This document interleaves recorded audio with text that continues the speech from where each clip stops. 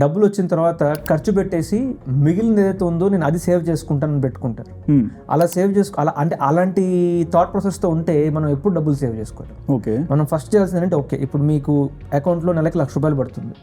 మీరు ఫస్ట్ చేయాల్సింది అంటే మీరు 20,000 సేవ్ చేస్తారా, 30,000 సేవ్ చేస్తారా, ఆ అమౌంట్ పక్కన పెట్టండి. ఎందుకంటే అకౌంట్లో ఉన్నప్పుడు డబ్బులు ఎప్పుడు కూడా మనం అలా ఖర్చు పెట్టుకుంటూ వెళ్ళిపోతాం.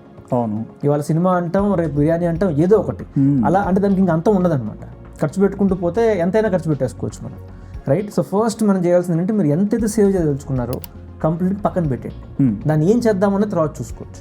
ప్లస్ మనకి చాలా క్లియర్గా ఉండాలి, నేను ఎవ్రీ మంత్ ఒక 40,000 ఖర్చు పెడతాను, 50,000 ఖర్చు పెడతాను.